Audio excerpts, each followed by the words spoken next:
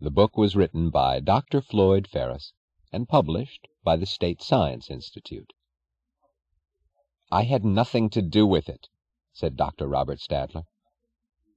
He stood still by the side of his desk with the uncomfortable feeling of having missed some beat of time, of not knowing how long the preceding moment had lasted. He had pronounced the words aloud, in a tone of rancorous sarcasm directed at whoever had made him say it. He shrugged, resting on the belief that self-mockery is an act of virtue.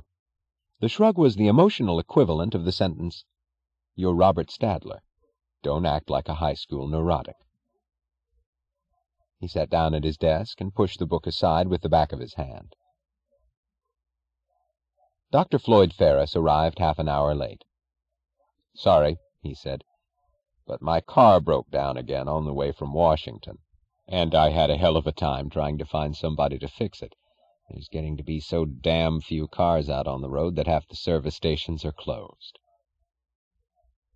There was more annoyance than apology in his voice. He sat down without waiting for an invitation to do so.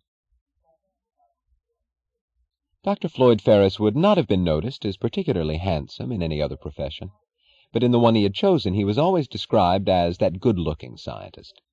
He was 6 feet tall and 45 years old, but he managed to look taller and younger. He had an air of immaculate grooming and a ballroom grace of motion, but his clothes were severe, his suits being usually black or midnight blue. He had a finely traced mustache, and his smooth black hair made the Institute boys say that he used the same shoe polish on both ends of him. He did not mind repeating, in the tone of a joke on himself, that a movie producer once said he would cast him for the part of a titled European gigolo. He had begun his career as a biologist, but that was forgotten long ago. He was famous as the top coordinator of the State Science Institute. Dr. Stadler glanced at him with astonishment.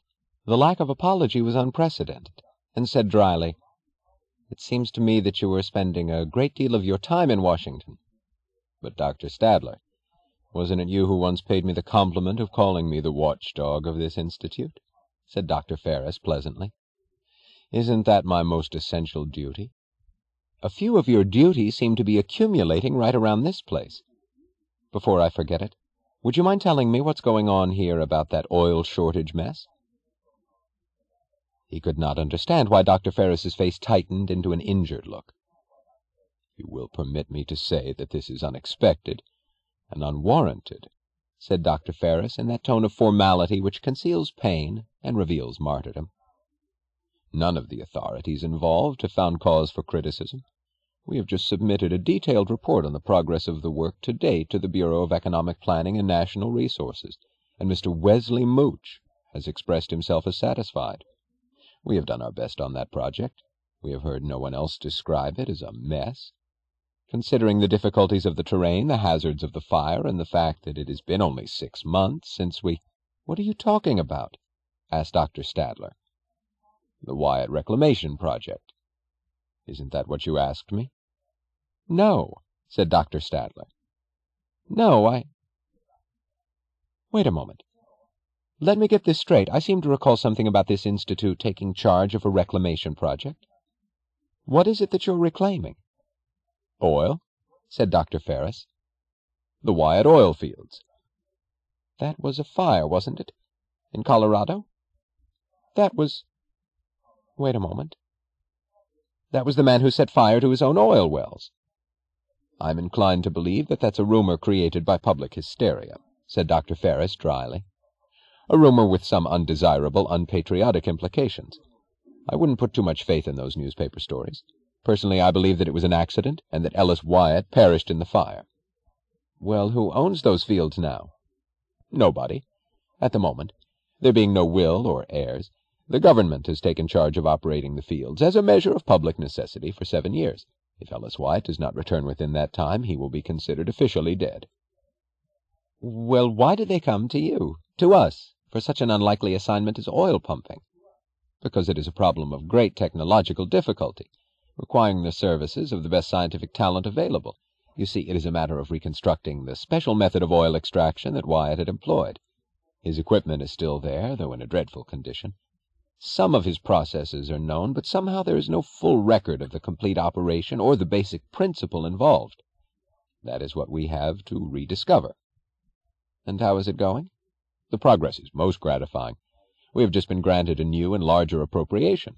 Mr. Wesley Mooch is pleased with our work. So are Mr. Balch of the Emergency Commission, Mr. Anderson of Crucial Supplies, and Mr. Pettibone of Consumers' Protection. I do not see what more could be expected of us. The project is fully successful. Have you produced any oil? No, but we have succeeded in forcing a flow from one of the wells to the extent of 6.5 gallons. This, of course, is merely of experimental significance, but you must take into consideration the fact that we had to spend 3 full months just to put out the fire, which has now been almost totally extinguished. We have a much tougher problem than Wyatt ever had, because he started from scratch, while we have to deal with the disfigured wreckage of an act of vicious antisocial sabotage, which, I mean to say, it is a difficult problem, but there is no doubt that we will be able to solve it. Well, what I really asked you about was the oil shortage here in the Institute. The level of temperature maintained in this building all winter was outrageous. They told me that they had to conserve oil. Surely you could have seen to it that the matter of keeping this place adequately supplied with such things as oil was handled more efficiently. Oh, is that what you had in mind, Dr. Stadler? Oh, but I am so sorry. The words came with a bright smile of relief on Dr. Ferris's face. His solicitous manner returned. Do you mean that the temperature was low enough to cause you discomfort? I mean that I nearly froze to death. But that is unforgivable. Why didn't they tell me? Please accept my personal apology, Dr. Stadler, and rest assured that you will never be inconvenienced again. The only excuse I can offer for our maintenance department is that the shortage of fuel was not due to their negligence. It was— Oh, I realize that you would not know about it, and such matters should not take up your invaluable attention. But you see, the oil shortage last winter was a nationwide crisis. Why? For heaven's sake, don't tell me that those Wyatt fields were the only source of oil in the country. No, no. But the sudden disappearance of a major supply wrought havoc in the entire oil market, so the government had to assume control and impose oil rationing on the country in order to protect the essential enterprises. I did obtain an unusually large quota for the Institute, and only by the special favor of some very special connections. But I feel abjectly guilty if this proved insufficient. Rest assured that it will not happen again. It is only a temporary emergency. By next winter we shall have the Wyatt fields back in production, and conditions will return to normal. Besides, as far as this institute is concerned, I made all the arrangements to convert our furnaces to coal, and it was to be done next month. Only the Stockton foundry in Colorado closed down suddenly without notice. They were casting parts for our furnaces. But Andrew Stockton retired quite unexpectedly, and now we have to wait till his nephew reopens the plant. I see. Well, I trust that you will take care of it among all your other activities. Dr. Stadler shrugged with annoyance. It is becoming a little ridiculous, the number of technological ventures that an institution of science has to handle for the government. But, Dr. Stadler— I know, it can't be avoided. By the way, what is Project X? Dr. Ferris's eyes shot to him swiftly, an odd, bright glance of alertness that seemed startled but not frightened. Where did you hear about Project X, Dr. Stadler? Oh, I heard a couple of your younger boys saying something about it with an air of mystery you'd expect from amateur detectives. They told me it was something very secret. That's right, Dr. Stadler. It is an extremely secret research project which the government has entrusted to us, and it is of utmost importance that the newspapers get no word about it. What's the X? Xylophone. Project Xylophone. That is a code name, of course. The work has to do with sound. But I am sure that it would not interest you. It is a purely technological undertaking. Yes, do spare me the story. I have no time for your technological undertakings. May I suggest that it would be advisable to refrain from mentioning the words Project X to anyone, Dr. Stadler? Oh, all right. I must say I do not enjoy discussions of that kind. But of course, and I wouldn't forgive myself if I allowed your time to be taken up by such concerns. Please feel certain that you may safely leave it to me. He made a movement to rise. Now, if this was the reason you wanted to see me, please believe that I—" "No," said Dr. Stadler slowly. "This was not the reason I wanted to see you."